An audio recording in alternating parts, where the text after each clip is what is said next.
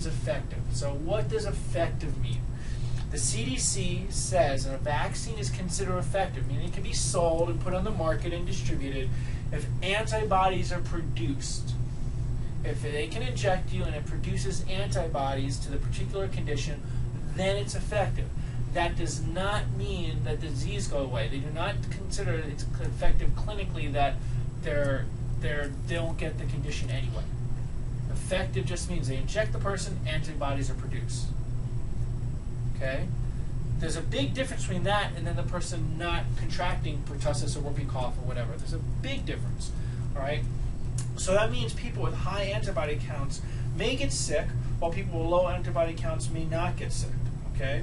And this was an example, it's an article abstract that relates to this with tetanus, and they found tetanus occur in immunized patients that had serum levels of high antibodies, meaning they got the injection, they had high levels of antibodies, and they still got tetanus, even though they had the injection, from a commercial tetanus thing. Whooping cough, okay? This is one where whooping cough, which is something that people get very afraid of, their kid having whooping cough, and they're having it in an immunized population. Another one, pertussis infections are common in immunized people. More prevalent, previous documented, 98% were vaccinated in this particular population. So, and they still had pertussis. All right? Outbreaks have occurred in 100% vaccinated populations. They've had outbreaks. So much for the concept of herd immunity that, well, we have to make sure everybody gets vaccinated and then you can't possibly get it. So they have studies where they have 100% vaccinated populations, and they still had those, and this was the U.S. government, okay, publishing this in 12/29/89, okay? 80% of cases of measles are contracted in vaccinated people. 80% of the cases are in vaccinated people. So the whole thing, well, you guys not getting vaccinated are hurting my kid, that's a ridiculous statement and a ridiculous argument. You should be able to know that and answer that now if someone says that to you, all right? Pertussis hospitalizations and mortalities in the United States, 85 to 88. Okay, there were more pertussis since vaccination. What is pertussis? It's a whooping cough, isn't it? It's called pertussis. Like whooping. Yeah, it's it's like a cough. Okay.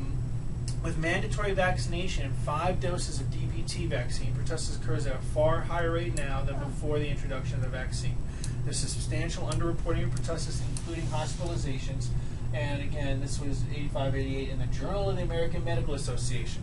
So next time a child, when your family is being brought to somewhere, say, say to the doctor, that the Journal of the American Medical Association, which you're probably a member of, published that there's more rates of this than before the vaccine. All right? And then you think, well, why do they still give it? Why do they give it? And it's because doctors tend to refuse to, admit mistakes. All right? Vaccines interfere with transplacental immunity. This is very, very important. All right? Girls who are vaccinated have less protection to pass on to their unborn child. Understand, you pass on immunity in the womb. So more measles now occur in children less than 1 and adults 25 and up because of that. This is a serious problem because vaccination basically interferes with that transplacental immunity. When a girl's vaccinated, she doesn't develop the natural immunity, and years later when she gets pregnant, okay, she's not able to give her unborn child the same immunity and protection that she got. So then you have a trail of people needing vaccines because their immune systems slowly weaken, generation by generation. Do you understand that? An important thing about this is that you can help with breastfeeding also does share immunity. Whooping cough deaths. This is another major one. Whooping cough deaths increase despite all the vaccinations. The number of infants dying from whooping cough is rising despite record high vaccinations. All the deaths in 2000 occurred among infants under the age of 4 months. Since the early 80s, reported pertussis incidence has increased cyclically, with peaks occurring every 30 to 4 years. And again, morbidity and mortality report is a government publication, okay, cdc.gov, February 1st. But the thing is, people don't see these. The general public doesn't have access to that kind of information to have that to make an informed decision, all right? And that is because of transplacental immunity. Measles vaccinations. These are things that are related to measles vaccinations. It's a long list. I don't know if I can read all of it. Encephalitis, Guillain-Barré, convulsions, seizures, anaphylaxis, atypical measles, thrombocytopenia, optic neuritis, ocular paralysis, retinitis, deafness, otitis media, earaches. Now, I want to get otitis media. Okay. What do they do when they get otitis media from the vaccination? What do you think the next thing is that they do?